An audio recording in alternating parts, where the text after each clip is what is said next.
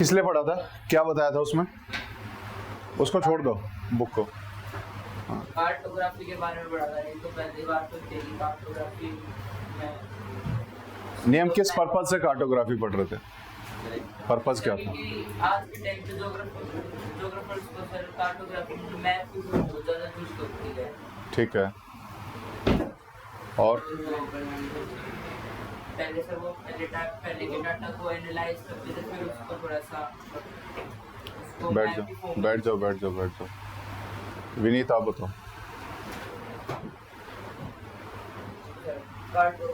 Geographer है उनको map बनाने में, मैप बनाते तो वो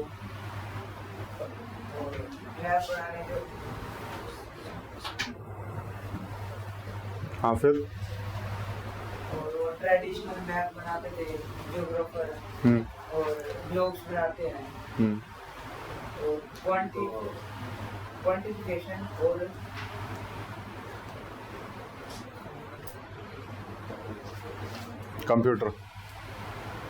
कंप्यूटर उससे क्या हो रहा था? क्वांटिफिकेशन से क्या चेंजेस है? सौरभ बैठ जाओ। सौरभ, क्वांटिफिकेशन से क्या चेंज है?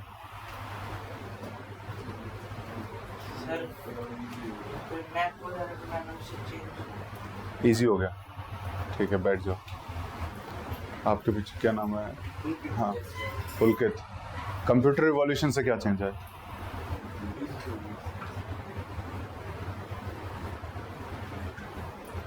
सर जो हमने मैप बनाए थे उनकी जो लोकेशन थी, जिसकी जो पार्टिकुलर जो उनकी लोकेशन थी, वो जो हम देखते थे वो इजी हो गई। देखना इजी हो गया, कि बनाना भी और अपडेट करना भी। ठीक है, और डाटा को एक साथ लेके आना भी, उनकी लेयरिंग करना भी, ये सारी चीज़ें कंप्यूटर की वजह से आसान हुई थी। ठीक है, बैठ जाओ। नैतिक, कल क्या क्या पढ़ा था? एक समरी, उसको छोड़ दो, ऐसे ही बताओ। सर कल हमने 3 स्किल्स पढ़ी थी, कार्टोग्राफी, लैंड स्टडीज और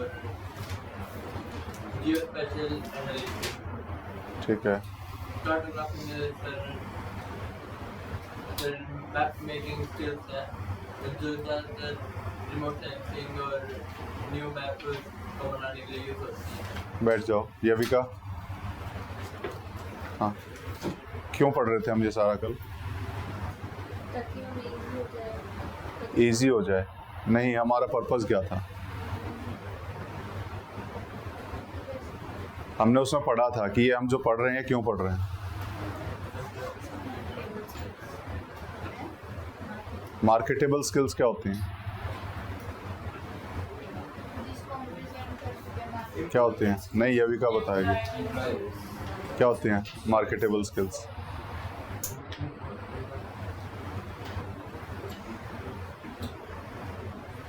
प्रीति किसका नाम है? प्रीति नाम है? प्रिया? रिया। हाँ, आपका। हाँ, बताओ। मार्केटेबल स्किल्स क्या होती हैं?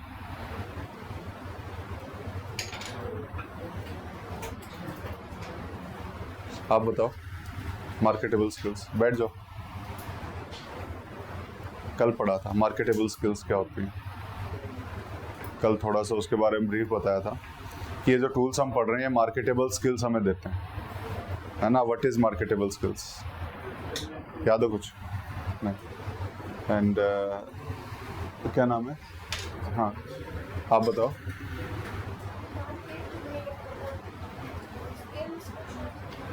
किसकी स्किल्स? खुद की स्किल्स। फिर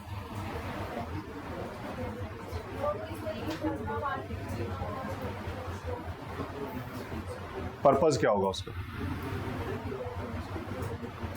टू गेट अ जॉब। बैठ जाओ। Veer, purpose of marketable skills. हाँ, सर मार्केटेबल स्किल्स को एम्प्लॉयबल स्किल्स कहते हैं।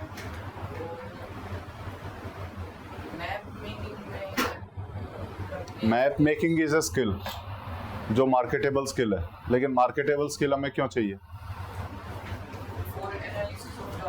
For getting the job, for getting job. अभी बताया थोड़ी देर पहले, फर्स्ट सेंटेंस आपका वही था, marketable skills are employable skills, जिससे एम्प्लॉयमेंट मिल सके। ठीक है, बैठ जाओ। कल पढ़ रहे थे हम कि ज्योग्राफी सिर्फ एकेडमिक सब्जेक्ट नहीं है।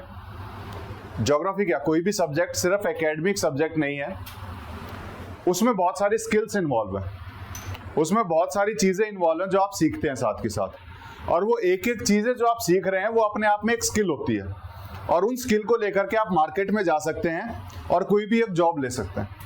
और उन्हीं स्किल्स में से कुछ एग्जांपल्स हमने कल पढ़े थे। One of the examples was cartography, map making skills.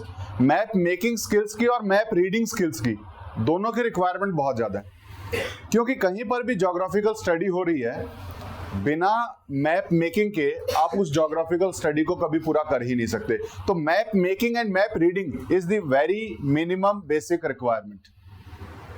किसी भी एरिया में चले जाओ, चाहे आप जीआईएस में, चाहे एनवायरमेंट, ये हम पढ़ेंगे बेसिकली डैमेज असेसमेंट में, कहीं पर भी फ्लडिंग आई है तो अगर हमें ये पता लगाना है कि कितना नुकसान हुआ है, first of all we require the skills of map making और मैप रीडिंग।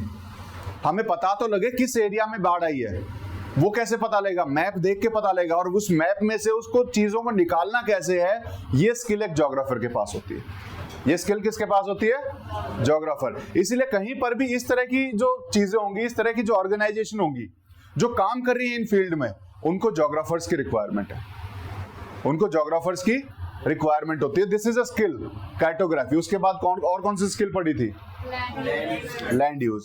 हम लैंड यूज पैटर्न स्टडी करते हैं, जहां पर हमने क्या पढ़ा था कि किस लोकेशन में कौन सी बिल्डिंग होनी चाहिए। Even government use the land use patterns. Government decide करती है कि कहां पर हम हॉस्पिटल खोलेंगे, गवर्नमेंट डिसाइड करती है बजट में कहां पर नया एम्स खुलेगा। कैसे डिसाइड करती है?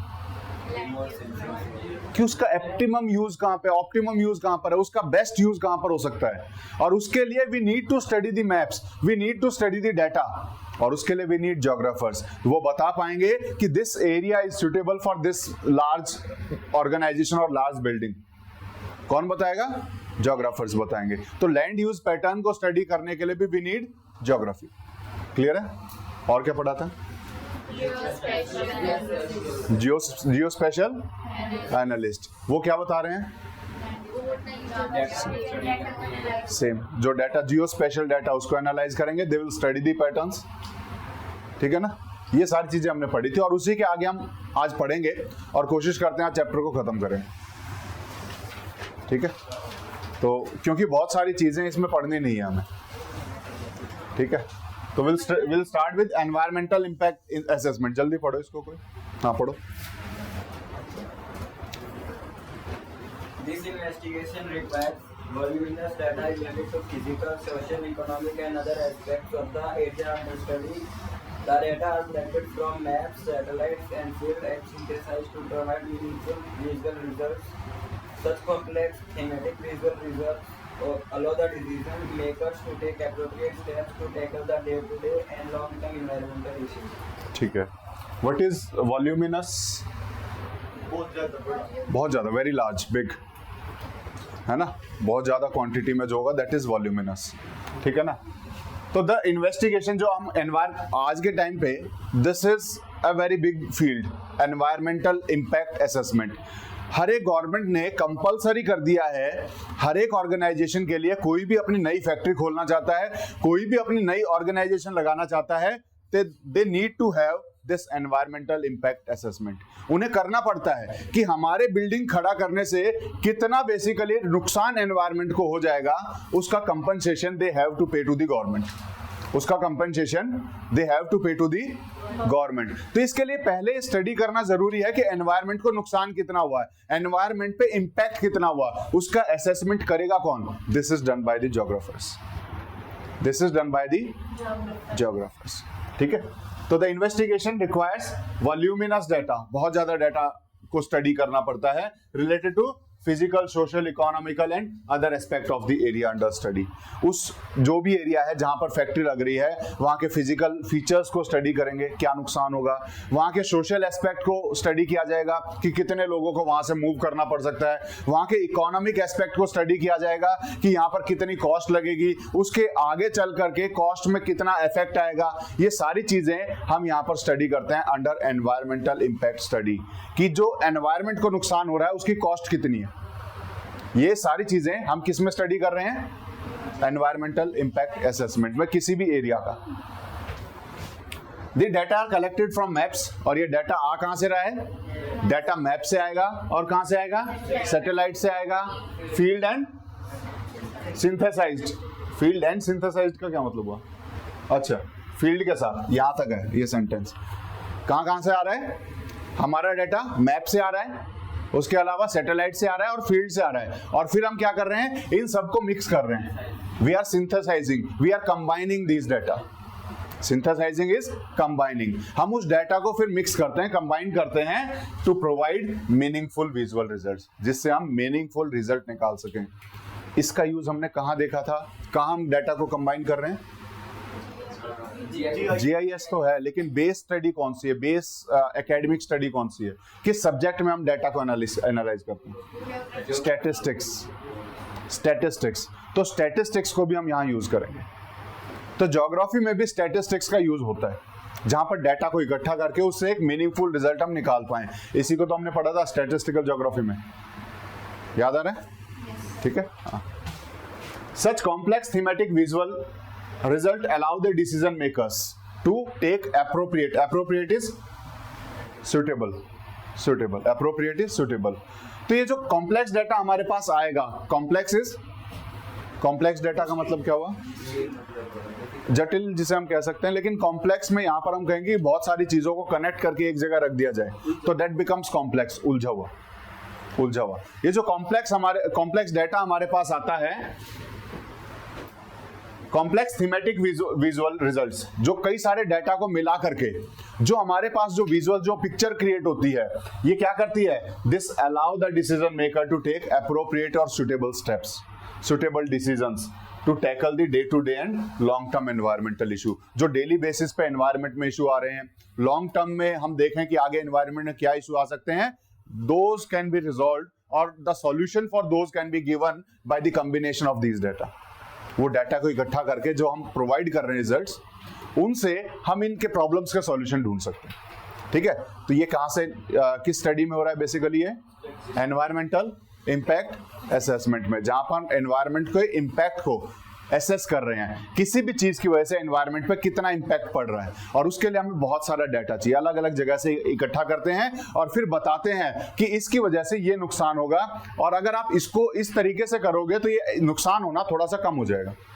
तो डे टू डे जो हमारे एनवायरमेंट में नुकसान होंगे, जो लॉन्ग टर्म में एनवायरमेंट में जो नुकसान होंगे, उन चीजों को रिजॉल्व किया जा सकता है with the help of environmental impact assessment, ठीक है। और ये हमारी गवर्नमेंट ने नहीं, बहुत सारी गवर्नमेंट ने इसको कंपलसरी किया हुआ कि कोई भी नई ऑर्गेनाइजेशन खुलनी है, उनके पास एनवायरमेंटल इंपैक्ट असेसमेंट करवाना जरूरी है, ठीक है ना। तो ये आज के टाइम पे बहुत बड़ा फील्ड है अपने आप में। तो ज्योग्राफर्स की स्किल यहां भी यूज होती है। नेक्स्ट पढ़ो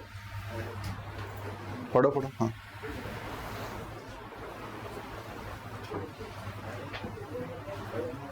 A planner who is responsible for planning an urban or a regional unit needs to have an overall view of the area. They should be able to synthesize the issues from multiple perspectives. The problems are increasingly concerned with balancing different, sometimes contradictory interests with functional and sustainable solutions and proposals. This specialization is concerned with planning, housing and smart city development projects. The regional land use maps are to be prepared to locate facilities and optimize the existing land for various uses. ठीक है। अब geography का use यहाँ पर भी है। Geography का use हमारा रीजनल प्लानिंग में भी है। किसी भी सिटी में किसी भी तरह की प्लानिंग करनी हो, नई सिटी बसानी हो, पुरानी सिटी को मॉडिफाई करना हो, जैसे आजकल हमारी गवर्नमेंट का एक प्रोजेक्ट चला हुआ स्मार्ट सिटी प्रोजेक्ट, कि हम स्मार्ट सिटीज डेवलप करेंगे। यहां पर क्या चाहिए, वी नीड रीजनल प्लानिंग, और रीजनल प्लानिंग में जो सबसे बेसिक मिनिमम रिक्वायरमेंट है टू स्टडी द मैप्स। क्या basic minimum requirement, study the map. Map को स्टडी किया जाए ताकि हम उसको इफेक्टिवली बता पाए कि इसको इस तरीके से यूज किया जा सकता है। ये कैसे हो पाएगा, with the help of geographer skill. तो जोग्राफर्स की यहां भी रिक्वायरमेंट है, ठीक है, जोग्राफर्स की इस जगह भी रिक्वायरमेंट है। A planner who is responsible for planning, चाहे वो अर्बन एरिया हो या रीजनल यूनिट हो, कोई भी प्लानर है जो प्लानिंग कर रहा है, चाहे वो अर्बन एरिया की प्लानिंग करे या किसी भी छोटे रीजनल यूनिट की भी प्लानिंग करे, they need to have a overall view of the area. उनके पास उस पूरे एरिया का एक व्यू होना चाहिए, चाहे वो एरियल व्यू हो, चाहे वो मैप के थ्रू व्यू मिला हो, चाहे सैटेलाइट के थ्रू मिला हो, चाहे जीपीएस के थ्रू मिला हो, कैसे भी करके उनके पास वो पूरा व्यू उनके पास होना चाहिए। वहां पर चीजें जो अवेलेबल हैं, चाहे वो ट्रीज हैं, चाहे बिल्डिंग्स हैं, चाहे वाटर बॉडीज हैं, चाहे रोड्स हैं, कुछ भी है, एक कंप्लीट डाटा उनके पास होना चाहिए, तभी वो प्लानिंग कर पाएंगे। तो एक प्लानर के पास this is the basic requirement जो उनके पास होना चाहिए। और ये कैसे होगा, in the form of maps, in the form of maps. They should be able to synthesize the issue from multiple perspectives, और उनको ये स्किल उनके पास होनी चाहिए कि जो अलग अलग पर्सपेक्टिव्स हैं, अलग अलग वे ऑफ थॉट हैं, वो उनको कंबाइन कर पाए। अब अलग अलग वे ऑफ थॉट कहां से आएंगे, अलग अलग पर्सपेक्टिव कहां से आएंगे, perspective is way of thought, ठीक है ना, अलग अलग विचार कहां से आएंगे। अब एक जगह पे दो लोग रह रहे हैं, एक जो इलेक्ट्रिसिटी डिपार्टमेंट में काम कर रहा है, एक जो ट्रांसपोर्ट डिपार्टमेंट में काम कर रहा है। ट्रांसपोर्ट डिपार्टमेंट वाला सिर्फ अपने डिपार्टमेंट की बात करेगा, वो इलेक्ट्रिसिटी डिपार्टमेंट का व्यू नहीं देखेगा, तो उसका व्यू इलेक्ट्रिसिटी डिपार्टमेंट वाले के व्यू से अलग हो सकता है, मिल सकता है। जब भी एक एरिया को डेवलप करना हो तो हर डिपार्टमेंट वाला सिर्फ अपनी साइड रखेगा कि मुझे यहां पर ये रिक्वायरमेंट चाहिए, और दूसरा बोलेगा कि अगर ये हो गया तो यहां पे ये नुकसान हो जाएगा। तो दोनों के बीच में कॉन्ट्राडिक्टिंग व्यू हो सकते हैं, किन्हीं भी दो पार्टीज के बीच में किसी भी तरह के अपोजिट व्यू हो सकते हैं। उन दोनों को सिंथेसाइज करना, उन दोनों को कंबाइन करना इज दी, किसका काम है, is the work of planner, जो भी प्लानर होगा, ठीक है।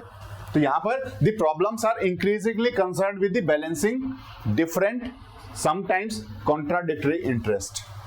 तो यहां पर करना क्या है, इनको जो प्रॉब्लम है वो क्या है, बैलेंसिंग करना है। बैलेंसिंग मतलब कि दो अलग अलग व्यूज को एक प्लेटफॉर्म पे लेके आना है, दो अलग अलग व्यूज को सिंथेसाइज करना है, दो अलग अलग व्यूज को एक करना है, उनको समझाना है कि इसके साथ ये हो जाएगा तो दोनों का फायदा है।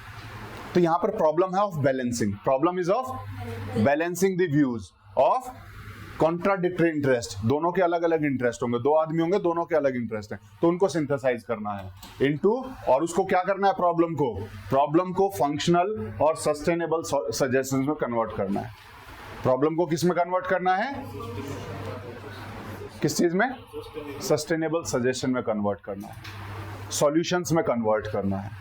तो जो प्रॉब्लम आ रही है अलग अलग लोगों की, उनको लेकर के प्लानिंग करके उन्हें एक सजेशन देना है, उन्हें एक प्रपोजल देना है कि आप इस तरीके से करो, और this will be the functional solution. Functional solution is working solution, practical solution. Functional क्या होता है, वर्किंग और प्रैक्टिकल। तो जो वो सजेशन देते हैं सबसे बात करके, दैट विल बी फंक्शनल और प्रैक्टिकल सॉल्यूशन, ठीक है। दिस स्पेशलाइजेशन, और ये जो स्किल है जो रीजनल प्लानिंग की है, this is concern with planning, housing and smart city development projects. और ये स्किल्स कहाँ कहाँ यूज हो सकती है, प्लानिंग में, हाउसिंग को डेवलप करना है, या फिर सिटी, जो स्मार्ट सिटी का डेवलपमेंट चल रहा है वहां पर भी हम स्किल्स को यूज कर सकते हैं, इस स्पेशलाइजेशन को यूज कर सकते हैं। The regional land use maps are to be prepared to locate facilities and optimize the existing land for various use। जो रीजनल लैंड यूज पैटर्न्स है या मैप जब वो बनाएंगे, जो प्लानिंग करके जो मैप देंगे, वो क्या करेंगे, वो अलग अलग जगह को बताएंगे कि इस जगह पे ये चीज होगी तो इसका सबसे ज्यादा फायदा होगा, तो उसको ऑप्टिमाइज करेंगे। वो जो एग्जिस्टिंग यूजेस हैं लैंड के, कि इस लैंड को आप वाटर बॉडी की जगह पे, वाटर बॉडी थोड़ा सा शहर से बाहर कर दो, इसको इस तरीके से यूज किया जा सकता है। तो ऑलरेडी एग्जिस्टिंग लैंड यूज को, पैटर्न को भी प्लान करके बताएंगे कि this land can be used in this way, या फिर नई कोई भी फैसिलिटी हमें वहां पे इंस्टॉल करनी है, वो भी वो प्लान करके बताएंगे कि इस फैसिलिटी को आप यहां पर लेके आओ, and this will be the optimum use of this facility. अगर हम हॉस्पिटल को पॉपुलेशन से 100 किलोमीटर दूर बना दें, कोई फायदा नहीं है, पॉपुलेशन के नजदीक रखना पड़ेगा, लेकिन वो सिटी को भी हैम्पर ना करे, ये भी ध्यान देना पड़ेगा। तो उसका डिस्टेंस बहुत ज्यादा दूर भी नहीं होना चाहिए और सिटी के एकदम बीच में ऐसा भी नहीं होना चाहिए कि बाकी चीजों को डिस्टर्ब कर रहा हो। यहां पर प्लानिंग काम आती है, यहां पर वो प्लानिंग का काम करेंगे और उसी से वो उसका ऑप्टिमम यूज निकाल पाएंगे, एक बहुत एफिशिएंट सा यूज निकाल पाएंगे। Optimum solution is the best solution. ठीक है, क्लियर है? नेक्स्ट पढ़ो, और क्या यूज है ज्योग्राफर्स का? हाँ पढ़ो। Weather forecasting and nowcasting. At present, the meteorologists are using ground data and satellite data to forecast the wind direction, rainfall possibilities, and cyclone movement. However, with the advancement of satellite sensors, navigation satellites, and GIS technology, it is possible to nowcast the weather conditions and provide live cyclone movement facts, otherwise known as weather nowcasting. Geographers are utilizing spatial and non-spatial data to analyze weather and climate parameters and conduct research concerning climate and climate changes and forecast the Earth's future climate and weather conditions and their implications. ठीक है, अब weather forecasting हो या नाउकास्टिंग हो, दोनों जगह geographer से use है, क्योंकि यहां पर स्टडी क्या करना है? क्लाइमेटिक कंडीशंस को स्टडी करना है, एटमॉस्फेरिक कंडीशंस को स्टडी करना है, और एटमॉस्फेयर को स्टडी कौन कर रहा है? ज्योग्राफर स्टडी करता है। तो ज्योग्राफर्स की स्किल यहां भी काम आती है। अब यहां पर मेन डिफरेंस जो आपको पता होना चाहिए, what is forecasting and what is nowcasting, जो हमारी हेडिंग में लिखा हुआ है, what is forecasting and what is nowcasting. तो इसके बीच में कौन बताएगा डिफरेंस?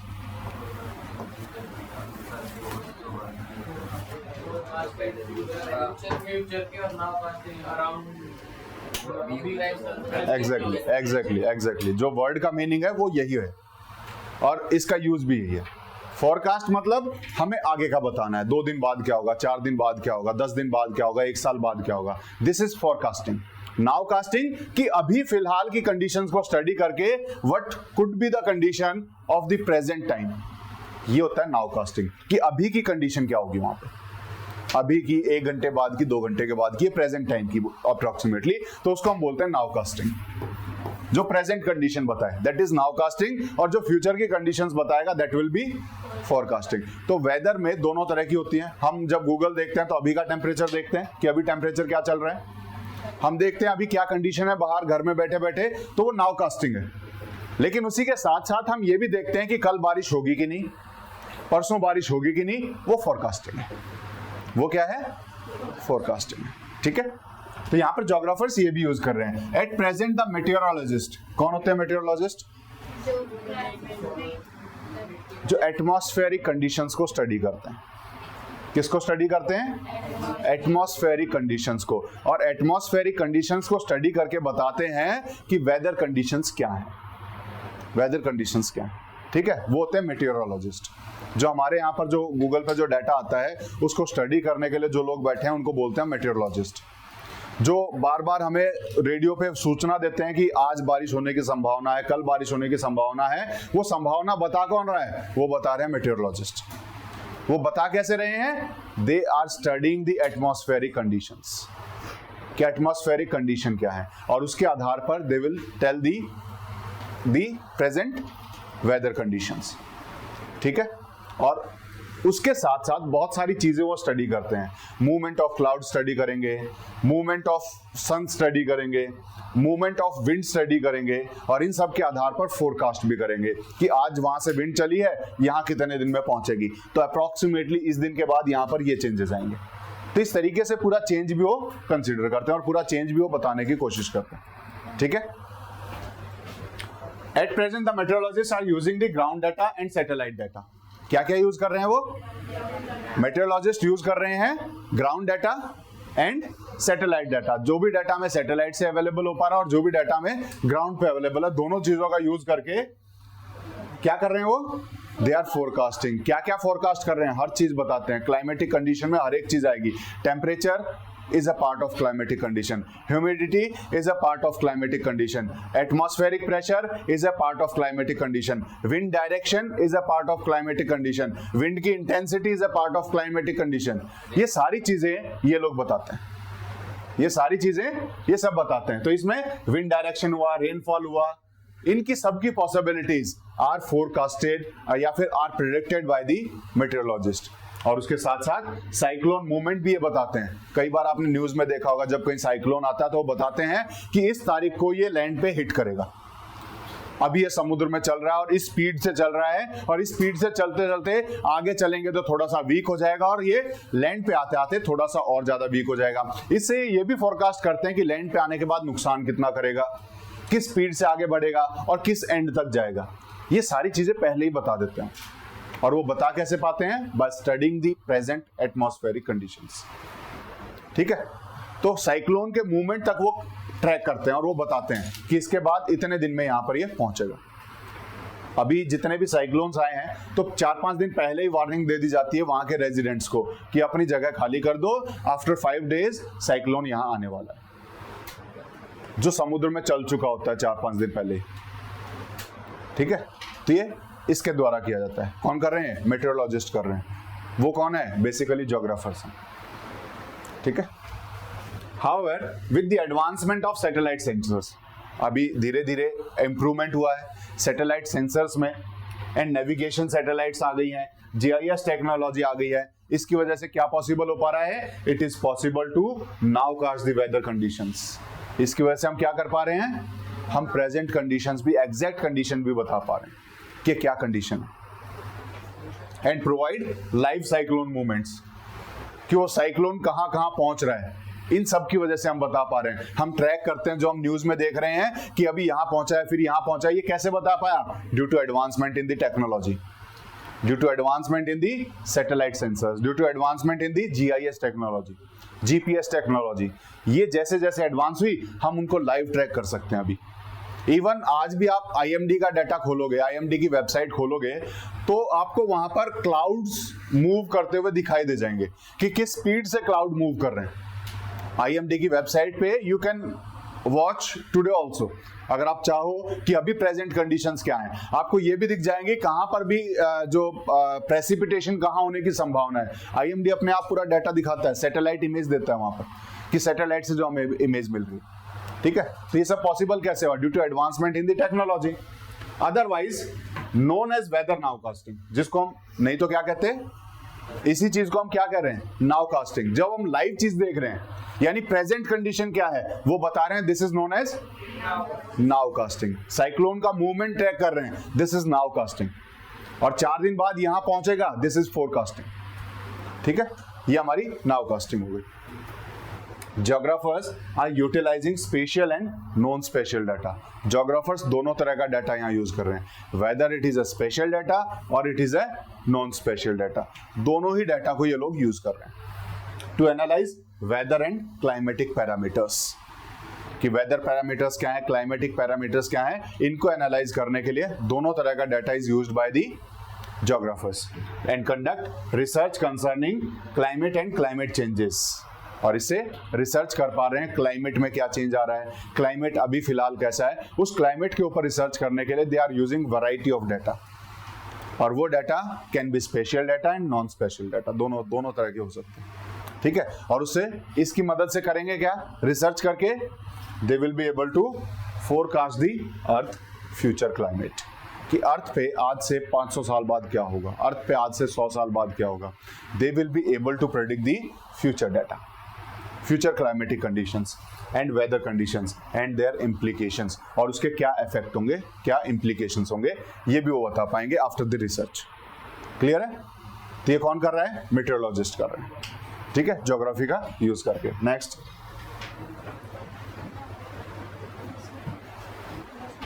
पढ़ो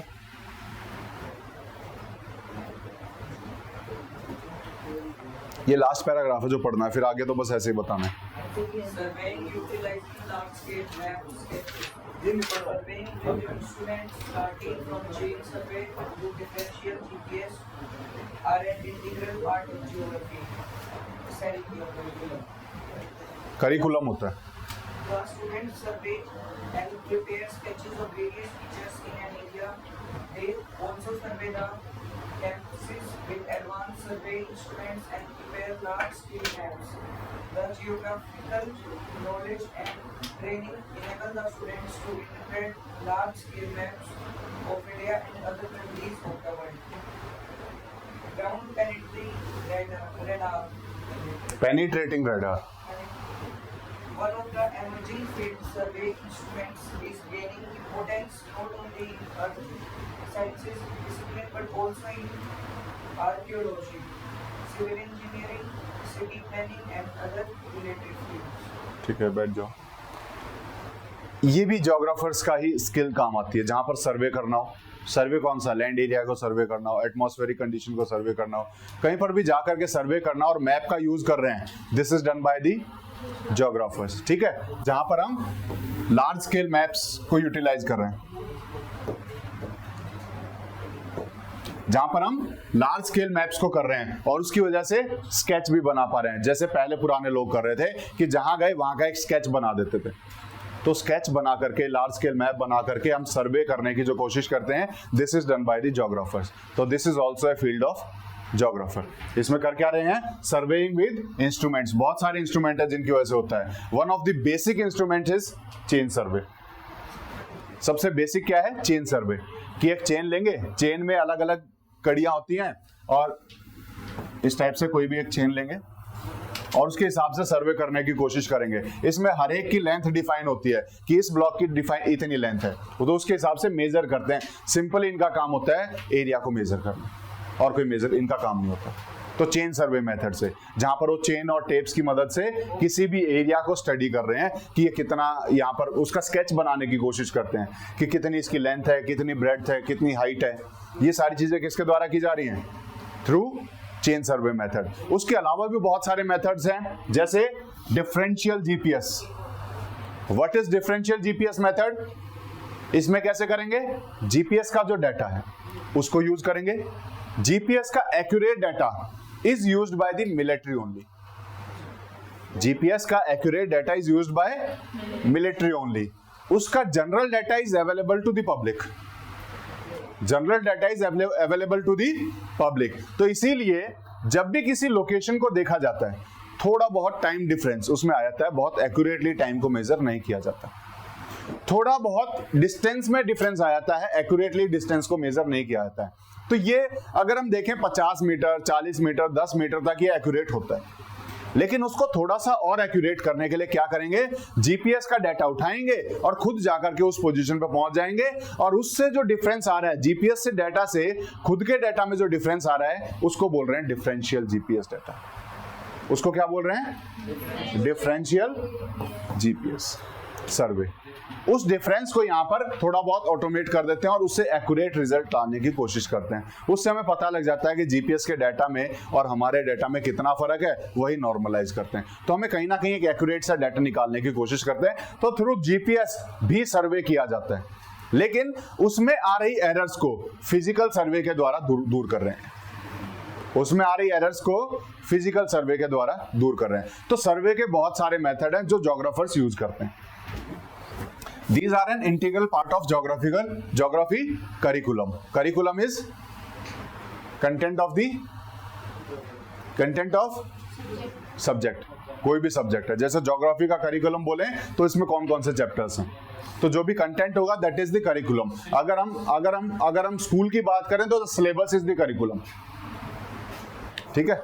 तो ज्योग्राफी के करिकुलम में ये सारे सर्वे हमें पढ़ने होते हैं. ठीक है. Then students survey and prepare sketches of various features in an area. इनमें सर्वेयर्स का काम क्या है? जोग्राफर्स का, कि वो स्टडी करेंगे और वहां के उस एरिया का एक स्केच बनाने की कोशिश करते हैं, वहां का एक मैप ड्रॉ करने की कोशिश कर रहे हैं. They also survey the campuses and with advanced survey instruments and prepare large scale maps. और लार्ज स्केल बनाने हो तो थोड़े से एडवांस इंस्ट्रूमेंट चाहिए उन्हें. तो एडवांस इंस्ट्रूमेंट्स की मदद से थोड़े से बड़े मैप भी बना पा रहे हो. The geographical knowledge and training enables the student to interpret the large scale maps. और large scale map को पढ़ना है, ये कैसे पता लगेगा, ये कैसे स्किल आएगी? ट्रेनिंग के द्वारा, ज्योग्राफी के द्वारा. Study of geography and the training, ये उनको वो स्किल देती है कि वो लार्ज स्केल मैप को इजीली स्टडी कर पाए, लार्ज स्केल मैप को इजीली स्टडी कर पाए, चाहे वो इंडिया का हो चाहे किसी भी कंट्री का हो. तो मैप को स्टडी करना is a skill that comes with the training, with the study of geography.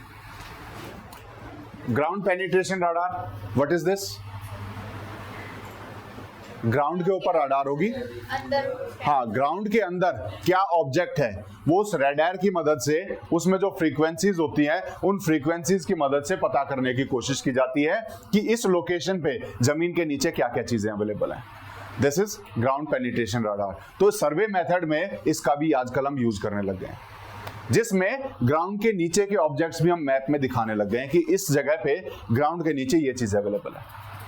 ठीक है, one of the emerging field, ये जो जीपीआर है, this is one of the emerging fields, survey instrument, and is gaining importance not only in earth sciences but also in archaeology, civil engineering, city planning and other related fields. और जो GPR है सिर्फ geography में नहीं, बहुत सारे fields में इसको यूज कर रहे हैं, सिर्फ अर्थ साइंसेज नहीं, बहुत सारे फील्ड्स में हम इसको यूज कर रहे हैं. ठीक है, ये आपका मेन चैप्टर कंटेंट था यहां तक. उसके आगे क्या बताया हुआ है कि ज्योग्राफी के यूजेस क्या हैं. इसके आगे क्या है, ज्योग्राफी के यूजेस क्या है, कि ज्योग्राफी जो पढ़ रहा है वो कहां कहां एम्प्लॉयमेंट ले सकता है. तो वो सारी चीजें यहां लिखी हुई है. क्या क्या लिखा हुआ है इसमें, कि student of geography undergo special training in their college level and studies and seek employment in the areas of their specialisation. जब कॉलेज लेवल में वो ट्रेनिंग लेते हैं, पढ़ते हैं ज्योग्राफी को, तो जो स्किल्स वो सीखते हैं उसके दौरान, उसकी वजह से they can take employment in multiple organisations, उसकी वजह से they can take jobs in multiple organisations depending upon their area of specialisation, depending upon the skills that you have learned in the college level. Geographers are employed as scientists in national and state planning commission, क्योंकि planning के लिए they require, regional planning हमने देखा था, तो planning commissions में as scientist they are taking the jobs. Then water resources organisation में भी प्लानर्स चाहिए, तो वहां पर भी ये ले सकते हैं. लैंड यूज प्लानिंग यूनिट्स में भी इनकी रिक्वायरमेंट है, यहां पर भी जॉब ले सकते हैं. एग्रीकल्चरल और इकोनॉमिक इंस्टीट्यूशंस में भी इनकी रिक्वायरमेंट है, यहां भी जा सकते हैं. और डेमोग्राफर्स में भी ये जा सकते हैं. डेमोग्राफर्स, पॉपुलेशन ज्योग्राफी जो हम पढ़ रहे थे, पॉपुलेशन ज्योग्राफी का यूज यहां पर है, जहां पर we studied the population, we are studying the population on the basis of spatial features, on the basis of spatial patterns, उनको हम बोलते हैं डेमोग्राफर्स, जो पॉपुलेशन स्टडी कर रहे हैं. ठीक है ना, in government and research organisation. तो ये सब एवेन्यूज हैं जो ज्योग्राफर्स के लिए ओपन है, जहां पर ज्योग्राफर्स जाते हैं फ्यूचर में. ठीक है, और भी बहुत सारे एवेन्यूज हैं, जैसे these are also employed as climatologist, geomorphologist, GIS specialist, hydrologist. इन जगह पे भी ज्योग्राफर्स जा रहे हैं. और कहां जा रहे हैं, geography background is an asset for career in travel and tourism, जहां पर ट्रैवल जर्नलिज्म के लिए भी जाते हैं, क्योंकि उन्हें पता है वहां के फीचर्स का, तो इसीलिए ट्रैवल एंड टूरिज्म में भी इनका बड़ा स्कोप है. उसके साथ साथ ज्योग्राफी ग्रेजुएट्स अप्लाई फॉर, आप सब इसकी तैयारी कर रहे हो, हाँ, तो geography graduates can apply for UPSC also. उसके साथ साथ अलग अलग स्टेट के सिविल सर्विसेज एग्जामिनेशंस, वहां पर भी दे कैन अप्लाई. ठीक है, recent development in geography are technological in nature. अभी रिसेंट डेवलपमेंट हमने देखा जीआईएस, आपका जीपीएस, ये टेक्नोलॉजिकल है थोड़े से. और टेक्नोलॉजिकल जब हम स्टडी करेंगे ज्योग्राफी में, तो ज्योग्राफी के साथ साथ we acquire the technological skills. Geography के साथ साथ हमें टेक्नोलॉजी की स्किल्स भी आती है, कंप्यूटर यूज करना भी आता है, क्योंकि without computer we can not use the GIS technology, we can not use the GPS technology. तो उसके साथ साथ बहुत सारी टेक्नोलॉजिकल स्किल्स भी आती हैं, और इसीलिए they are well versed in the use of computers. इसीलिए they are well versed in the use of computers, as they are trained in understanding patterns and relationship over space. ठीक है ना, तो यहां पर भी स्पेस टेक्नोलॉजी में भी उनका बहुत सारा यूज है. क्लियर है? ठीक है, तो कहां कहां हम यूज कर सकते हैं. Then last is databases for geography and teaching and learning. इसका मैं क्रक्स बताऊंगा, पढ़ा नहीं रहा हूं. ठीक है ना। बहुत सारे डेटाबेसेस अवेलेबल हैं ज्योग्राफी के, जिसका इंटरेस्ट हो ज्योग्राफी में उन डेटाबेसेस को सर्च कर सकता है, ठीक है। यही बात पूरे पैराग्राफ में लिखी हुई है कि बहुत सारे डेटाबेसेस अवेलेबल हैं that are free to use. कोई कॉलेज या student they can write to those survey providers, those data providers, और वो उनका डाटा प्रोवाइड करा देते हैं। और few of the data links are given in your books in the last page of this chapter. इस data के कुछ लिंक्स इसी चैप्टर के लास्ट में आपको दिए गए हैं। This is written in this paragraph, this is written in this paragraph और दिस पैराग्राफ, ठीक है। क्या चीज? ज्योग्राफी और तमिलनाडु का हमें क्यों लिंक पढ़ना? हम तो सिर्फ इंडियन बेसिस पे पढ़ेंगे कि वहां पर बताया हुआ है कि तमिलनाडु में क्या ज्योग्राफी का यूज है, तमिलनाडु में ज्योग्राफी वालों के लिए क्या क्या ऑप्शंस ओपन है, तो उसका हमें कोई यूज नहीं है, तो इसलिए उसको स्किप करो, ठीक है। तो दिस इज फर्स्ट चैप्टर। अब अगला जो टास्क है वो आप लोगों का, जो रिमेनिंग क्वेश्चंस हैं इसके वो कर लेना, ठीक है ना। मैं कराऊंगा, उसके बाद कर लेना।